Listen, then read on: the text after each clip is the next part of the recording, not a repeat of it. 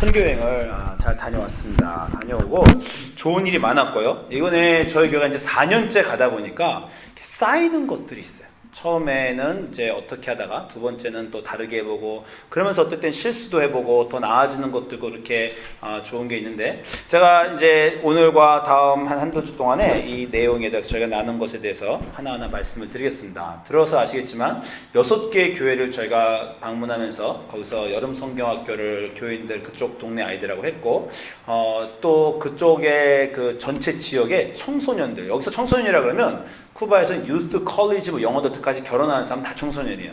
그 집회를 했어요. 3일 동안 부흥회 집회를 거의 뭐 한 300명, 400명 매일 모여서 3일 동안 저희가 부흥회 집회를 제가 말씀을 전했고 저희 교인 아이들이 또 나와서 퍼포먼스를 하고 그렇게 3일 동안 부흥회를 했습니다. 그래서 그게 이번에는 굉장히 컸고요. 부흥회를 거기 동네 유스 아이들에게 했다는 거예요. 그리고 담임 목사님이 아주 좋아하시고 청소년들이 이렇게 눈빛이 달라지고 은혜 많이 받았다 이런 제가 간증도 들었고요. 가장 또 좋은 것 중에 하나는 이제 보시면 아시겠지만 오늘 비디오 보면 똑같은 얼굴들이 청소년들이 많이 나오죠. 그 교회 아이들입니다. 우리가 매년 똑같은 교회 가서 묵고 있는데 그 교회의 그 유스 아이들인데 우리 아이들하고 이제 관계가 몇 년을 가다 보니까 참 좋아요.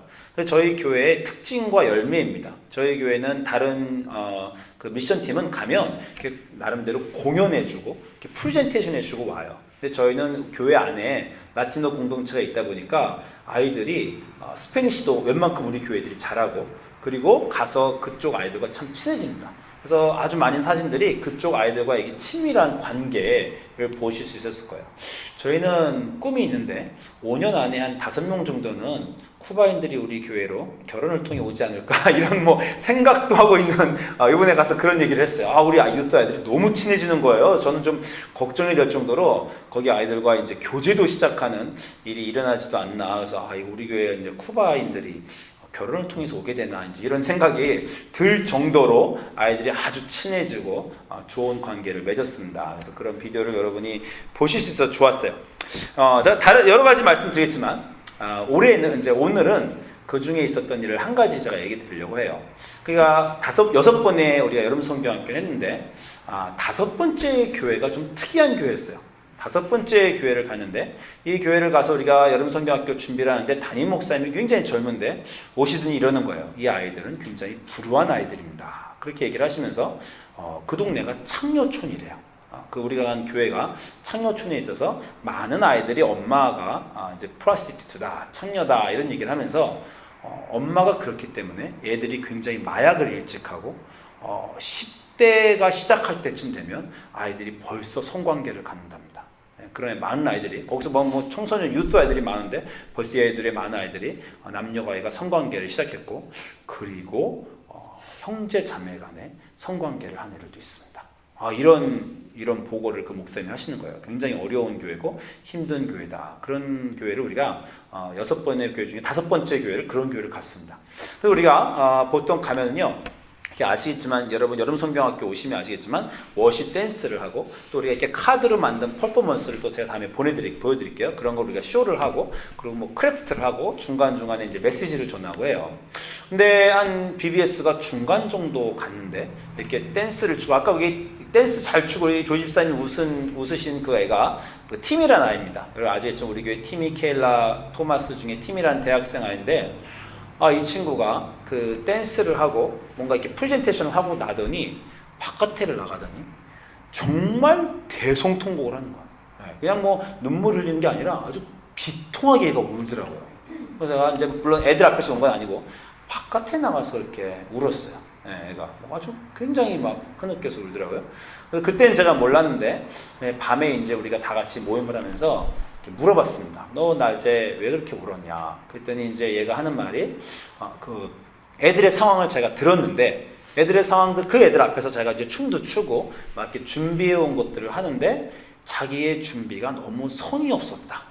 이런 생각을 제가 들었대요. 아마 이제 문줄 좀 닫아주십시오. 문 닫으시고 자기가 여러 가지 팀이 아닌 게 아니라 이제 미팅을 준비 모임을 굉장히 많이 했어요. 3개월 동안 준비 모임을 많이 했는데 티미가 이제 인앤아웃에서 우리 파타임을 하기 때문에 준비 모임을 많이 빠졌어요.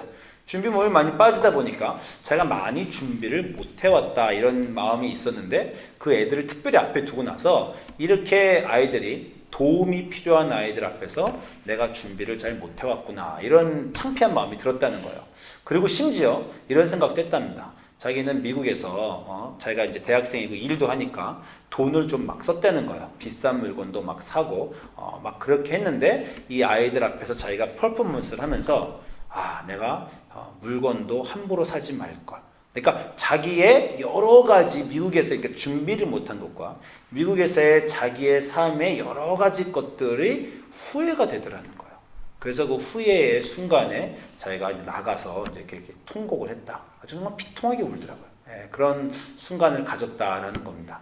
저 여러분에게 그런 말씀을 해드린 적이 있어요. 회개는 그 순간의 행동의 회개가 아닙니다. 진실한 회개는 인생의 회개예요. 그 순간에 그 일이 벌어진 것은 그 순간에 내가 한순간의 실수와 잘못된 결정이 아니라 그 전에 살아온 내 모든 삶의 결과가 그 순간에 드러난 것이다. 그런 감정이 바로 회개의 진실한 회개의 순간을 가져오는 겁니다. 부모로서 저는 그런 경험을 해봤어요. 아이들에게 어떤 거를 제가 해주고 싶습니다. 아이들을 해주고 싶은데 그 순간에 제가 그 능력이 안 돼요. 그런 성품이 안 되고 그런 말을 할 수가 없고 또는 그런 경제적인 능력이 안 되고 이거는요, 그 순간에 내가 애에게 화를 냈다거나 소리를 지른 실수가 아닙니다. 더 잘 살 걸 이라는 겁니다. 또는 제가 어느 날 부모님에게 효도를 좀 하고 싶은데 부모님에게 효도를 할 수 있는 그런 사람이 아니에요. 지금까지 그렇게 살았어요. 내가 그렇게 살지 말걸. 그러면서 우리가 한국에서 드라마 보면 이런 거 많이 나오잖아요. 엄마가 아이들을 꼭 안고 엄마 아빠가 미안해. 그런 말 이렇게 우리가 드라마에서 가끔 보잖아요. 엄마 아빠가 미안해. 그거는 그 순간에 했다는 게 아니라 엄마 아빠라는 사람이 지금까지 더 잘 살았으면 너희에게 더 잘해줬을 텐데 엄마 아빠의 성품, 엄마 아빠의 삶의 방식, 엄마 아빠가 살아온 결과, 그 결과로 너희들을 더 잘 못해줘서, 더 잘 키워주지 못해서 엄마 아빠가 미안해. 그런 어떤 삶의 순간이 우리가 가끔 오지 않습니까? 그런 건 삶으로 하는 회개예요. 티미한테 그 순간이 올 겁니다. 그 순간이 이렇게 오기 힘들어요. 보통 많은 사람들은 평생 그 순간이 안 오는 사람도 있습니다. 그냥 계속해서 자기 방어적으로 살고 자기 정당화하면서 어쩔 수 없었어. 그래서 남들이 나를 이해하지. 이런 나는 그때 최선을 다했어. 이런 마음으로 사는 사람한테는 그런 순간이 잘 안 옵니다. 그런데 어느 순간에 인생의 어떤 깊은 바닥으로 내려가면서 그런 순간을 마주친 거예요. 티미한테는 그 여름 성경학교가 그 순간이 됐습니다. 그 갈급한, 그 문제 많은 아이들을 대면하면서 그 아이들에게 자기가 뭔가 주려고 했을 때 자기가 그 아무것도 줄 수 없는 나의 삶이 빈 수레 같았구나. 텅 비게 살았구나. 정말 주고 싶을 때, 도와주고 싶을 때 나는 해줄 수 있는 게 아무것도 없구나 라는 그 순간을 자기가 맞닥뜨리면서 삶의 회개의 순간이 온 겁니다. 그리고 나가서 비통하게 애가 울더라고요. 이 말씀은 사실 오늘 우리가 생각해 볼 수 있는 베드로의 구절입니다. 우리가 오늘 베드로의 회개에 대한 말씀을 읽었어요. 여러분이 다 아시지만 베드로가 3번 예수님을 부인하고 마태복음 26장 75절 보면 예수의 말씀에 다 걸기 전에 내가 3번 나를 부인하리라 하심이 생각나서 바깥에 나가서 심히 통곡했다. 제가 영어 표현을 좋아합니다. wept bitterly. 아주 비통하게, bitterly 쓰다는 거거든요. 아주 쓰고 비통하게 울었다. 베드로가 그 순간이 있었습니다. 저는 이때 이 순간을 많이 읽으면서 그 3번의 실수를 생각을 했어요. 그날 밤에 예수님 부인하지 말지. 그때 예수님 안다고 말하지. 첫 번째는 실수할 수도 있어도 두 번째는 작심하고 돌아오고 세 번째까지는 실수하지 말지. 예수님이 그 전날 경고까지 하셨는데 네가 내일 다 골기 전에 나를 3번 부인하리라 기억만 좀 했어도 그렇게 하지 않았을 텐데 이 순간의 실수에 대해서 저는 그동안 많이 생각을 했습니다. 그런데 이번에 티미가 오는 걸 보면서 제가 이 말씀을 새롭게 이해했어요. 베드로는 3번 부인해서 운 게 아닙니다. 예수님이 가장 자기를 필요로 한 순간 그동안은 괜찮았어요. 3년 동안 예수님이 위대하고 기적을 행하고 잘 나가셨을 때는 그냥 따라다녔어요. 근데 예수님이 체포당해서 그때 체포당한 예수님의 모습을 보시면 아시겠지만 아주 vulnerable 하셨어요. 아주 상처받기 쉬운, 끌려가서 뺨을 맞고 말하는데 모욕을 당하고 가장 자기가 밑바닥으로 예수님이 약해져 있는 순간, 가장 서포트가 필요한 그 순간에 바깥에 베드로가 있었는데 베드로는 예수님을 도와줄 수 있는 사람이 아니었습니다. 왜냐하면 베드로는 그렇게 살았어요. 여러분이 베드로의 삶을 돌아보시면 아시겠지만 예수님을 만난 순간부터 그때까지 베드로는 한 가지밖에 없었어요. 뭡니까? 주님을 따라가 영광의 주님과 나도 영광을 얻으리라. 선생님! 하고 그 순간이 엎드린 순간부터 이 선생님을 따라가면 한낱 어부였던 나의 인생이 달라지리라. 인생 역전되리라. 그 생각하고 따라갔어요. 여러분 베드로의 삶을 아시겠지만 주는 그리스도시요 살아계신 하나님의 아들입니다 라고 고백하고 영광의 순간이 있었잖아요. 천국의 열쇠를 내게 주리라. 그 다음에 예수님이 인자가 십자가에 못 박혀 3일 만에 죽을 것을 말했을 때 베드로가 어떻게 했습니까? 선생님 그런 일은 일어나면 안 됩니다. 꾸짖었죠. 뭐예요? 선생님 그런 자리로 내려가시면 안 됩니다. 저는 그런 길은 따라갈 수가 없어요. 영광의 주님이셔야 영광의 제자들이 되죠. 그 길은 안 됩니다. 베드로는 철저하게 십자가와는 먼 길을 살았어요. 무리도 걷고 싶었어요. 제자 중에 자기가 가장 큰 제자가 되고도 싶었어요. 변화산에 올라가서 휘황찬 곳에서 집을 짓는 사람도 되고 싶었어요. 십자가와는 거리를 두고 살았습니다. 언제나 주님의 영광만을 생각했지 단 한 번도 주님과 함께 십자가를 지겠다는 삶을 살아본 적이 없어요. 예수님이 십자가를 지기 바로 그 직전의 순간에 베드로는 더 이상 따라갈 수가 없었어요. 겟세마네 동산에서 예수님을 체포하려는 그 사람의 노마병정의 귀도 칼로 쳤어요. 예수님이 끌려갈 때 혼자 따라갔어요. 거기까지가 베드로가 할 수 있는 최선이고 최고입니다. 베드로는 십자가를 따라갈 수가 아직 없었어요. 그렇게 못 살았어요. 그리고 자기가 예수님을 3번 부인하면서 그걸 본 겁니다. 내 인생은, 나란 사람은 한 번도 십자가를 생각하면서 살아본 적이 없구나.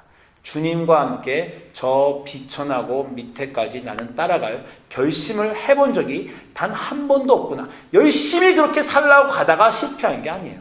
단 한 번도 나는 그 길을 간 적이 없는, 나는 지금까지 허황된 꿈만 꾼, 나는 지금까지 나만을 위해서 산 그런 인간이었구나. 그런 인간이었어요. 그렇게 살았어요. 그런데 그 순간을 알아본 것뿐입니다. 그 순간에 나는 아무것도 없구나. 나는 십자가를 따라갈 수 없구나 하는 깨달음이, 자기가 누군지 아는, 자기 인생을 아는 그 깨달음이 바깥으로 나가서 비통하게 울게 하는 겁니다. 저도 그 순간이 4년 전에 왔습니다. 저 여러분하고 여러 번 나눴죠. 내 인생에 기적이 없구나. 그냥 없는 게 아니라 기적이 없을 수밖에 없는 그런 사고관과 그런 행동과 내 결정을 그렇게 했구나. 부끄럽고 지금까지 살아온 길이 잘못되었다. 저한테는 4년 전에 그 순간이 왔었습니다. 정말 비통하게 울었어요. 저는 말씀드렸지만 6개월 동안 내내 울었어요. 그 45년을 그 안에 나는 나름대로 쌓아왔다고 생각했고, 나는 나름대로 또 교회를 왔다고 생각했고, 나는 나름대로 신앙생활을 하고 나름대로 공부를 하고 하나님을 섬겼다고 했는데 돌아봤더니 텅 비어있는, 아무것도 십자가에 권능이 없는 그런 삶. 베드로는 열심히 예수님을 따라갔지만 아무것도 아니었다는 그 순간이 온 겁니다. 그래서 베드로는 비통하게 온 것이고, 그래서 티미는 그때 비통하게 온 거예요. BBS가 끝났습니다. BBS가 끝나고 1시간 정도, 2시간 더 했어요. BBS가 끝나고 나자, 여러분 선교교 다 끝나고 나자 담임 목사님이 아이들을 가운데 다 모았어요. 그리고 선교팀 보고 뚱 둘러싸라 그랬습니다. 선교팀이 뚱 바깥으로 둘러쌌어요. 그 담임 목사님이 저를 찾아와서, 제가 목사니까 이렇게 얘기해요. 목사님, 기도를 해주십시오. 얘네들은 성령이 필요합니다. 성령이 아니고서는 얘네들을 고칠 수가 없습니다. 이렇게 저한테 얘기를 하는 거야. 얘네들 지금 삶이 아까 말했지만 이미 10살 때부터 성관계를 갖고 근친상간을 이미 시작한 애들이에요. 마약을 이미 하고 있는 애들이에요. 목사님, 성령이 아니고서는 얘네들을 고칠 수가 없습니다. 성령밖에 기도해 주세요. 그걸 부탁한 목사도 22살이에요. 라이언하고 티미하고 스칼라 깜짝 놀라더라고. 자기들도 21살, 22살인데 이미 그 나이에 그 아이들을 담당하는 그 목사가 돼 있어요. 저한테 기도해 달라고 했습니다. 제가 부탁을 받자마자 제 마음속에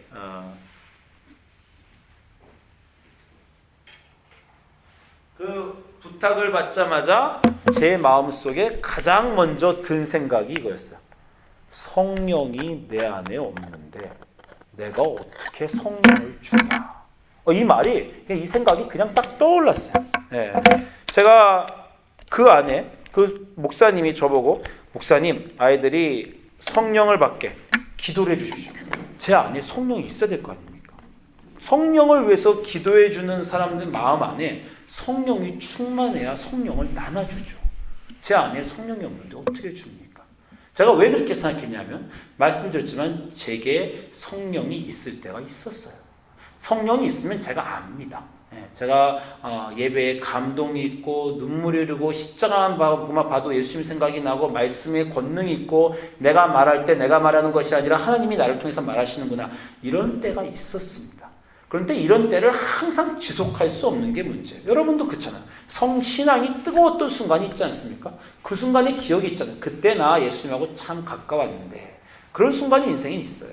근데 우리 인생의 인간의 문제는 그런 시간을 계속 지속하지 못하는 겁니다. 그래서 제가 이번에 여름 선교학교를, 쿠바 선교를 가면서 그 마음이 계속 있었어요. 준비 더 잘해야 되는데, 준비 더 잘해야 되는데. 이 준비라는 것은 그냥 프로그램을 얘기하는 게 아닙니다. 제가 성령 받고 여러분 아시겠지만 하나님이 저한테 네가 내 입이다, 이런 소명을 작년에 주셨어요. 네가 내 입인데 너를 통해서 내가 말하겠다. 참 영광의 소명입니다. 그리고 나서 올 겨울에 제가 여러분하고 나눴지만 인도 선교도 가고 제가 저기 동부로 부흥회도 가고 또 저 중앙아시아도 가면서 하나님이 그때 저한테 그 강력하게 거룩함을 요구하시더라고요.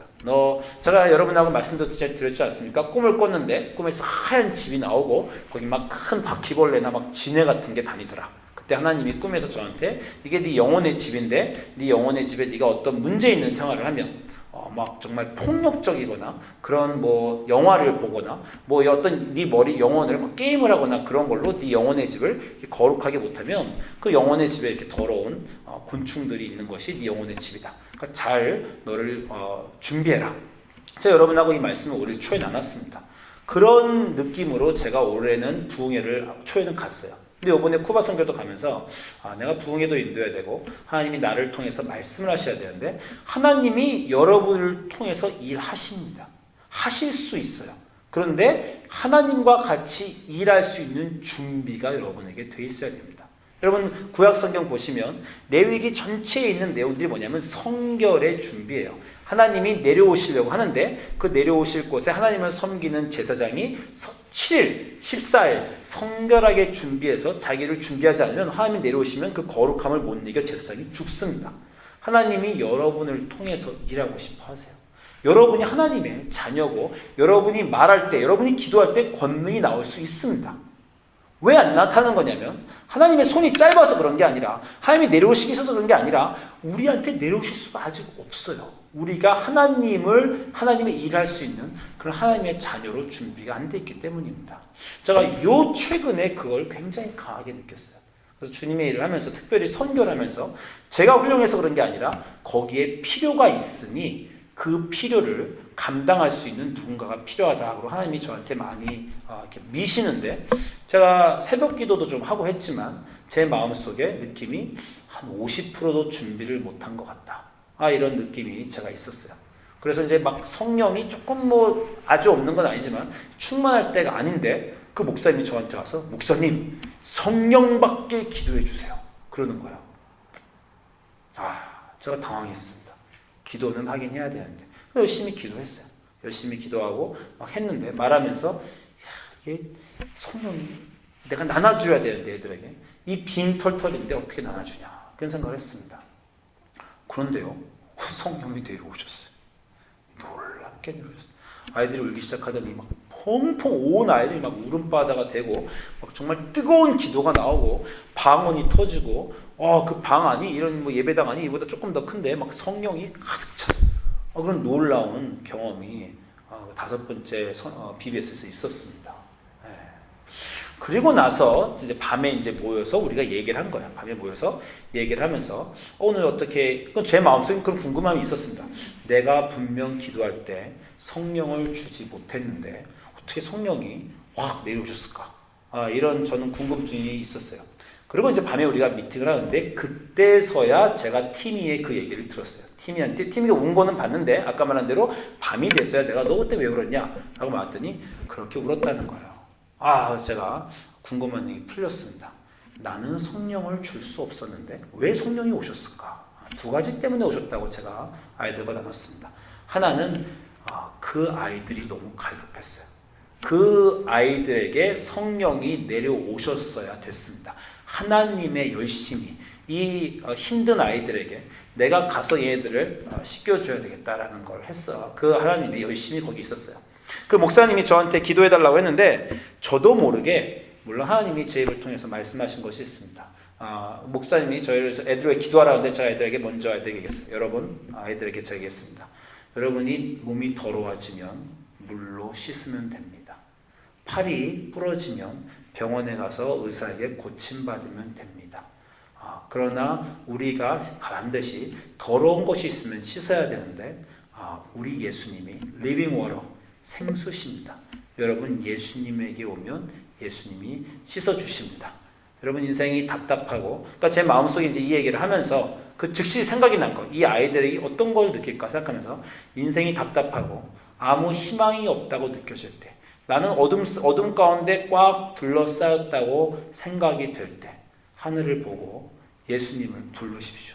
예수님을 부르시면 우리의 모든 더러움을 씻어주시는 그분이 오셔서 그분은 생수시고 그분은 물이시고 여러분의 더러움을 씻어주실 수 있습니다. 그분은 치료해 주실 수 있습니다. 그분은 치료해 주시는 분이고 고쳐주시는 분이고 아무 희망이 없는 곳에 희망의 빛을, 어두운 곳에 빛으로 들어오시는 분입니다. 제가 기도하면서 이렇게 선포했습니다. 그리고 이제 통역을 통해서 이게 나갔고 그 순간에 아이들이 막 울기 시작했어요. 근데 그 순간에 성령님이 오신 겁니다. 근데 제가 느낀 게 저는 준비가 안 됐지만 아이들이 꼭 성령을 받아야 되니까 하나님의 열심히 준비도 안 된 나를 통해서 오셨구나 라는 생각을 제가 하나 했고요. 2번째는 티미 때문에 오셨구나 라는 생각을 제가 했습니다. 성령님과 하나님은 회개에 오시는 겁니다. 우리가 모든 성경을 보세요. 언제 사람들이 하나님을 만나나? 인생의 진실한 회개의 순간에 하나님이 오십니다. 회개를 통해 우리의 상한 심령을 통해 하나님이 제사를 받으시는 것. 내가 원하는 제사는 상한 심령이다. 진실한 회개다. 나 때문에 오신 게 아니라 나는 준비가 안 됐었는데 우리 멤버 중에 하나인 티미가 비통한 울음으로 진실한 회개를 드렸더니 그걸 통해서 하나님이 오셨구나. 이 생각을 제가 했습니다. 우리 인생에 할 일들이 많이 있어요. 여러분이 그냥 내 인생만 추스리고 살겠다. 그러면 그냥 30년, 60년 갈 수도 있습니다. 그러나 우리는 그렇게 부름받은 사람이 아니에요. 세상의 빛과 소금으로 부름받은 사람입니다.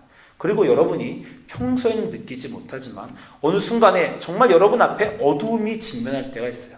내 인생의 어두움이 직면할 때가 있고 내 아이들의 어두움이 직면할 때가 있고 내가 어떤 만난 사람들의 인생이 정말 어둠으로 꽉 차 있는 그 순간은 여러분이 직면할 때가 인생에서 옵니다. 그 순간이 오면 오히려 여러분에게 복이에요. 그 순간에 빛이 되어야 되는 여러분이 빛을 줄 수 없는 그 가난함, 그 텅 비어있음, 지금까지 살긴 살았는데 열심히 산다고 살았는데 하나님을 믿고 신앙생활을 했는데 알고 보니 나는 십자가가 없구나. 알고 보니 나는 주님과 함께 그 자리에 갈 수 없는 그런 삶을 살았구나라는 인생의 깨달음이 여러분의 인생의 회개의 순간입니다. 티미에게 그 순간이 왔고 베드로에게 그 순간이 왔고 그래서 비통하게 울고 주님께 나오면 주님이 그 다음엔 채워주십니다. 그 다음엔 성령으로 부어주시고 그 다음엔 회개를 주세요. 우리의 인생의 회복은 그때부터 오는 겁니다. 여러분 인생에도 진실한 인생의 깨달음, 인생의 삶의 자세와 나됨의 회개가 오셔서 하나님과 화해하시고 예수님 만나시고 성령님 받으시고 그 능력으로 어둠에 있는 사람에게 빛을 비춰주시는 우리 뉴크리에이션 성도님들 되시기를 주님의 이름으로 축원합니다. 기도하겠습니다.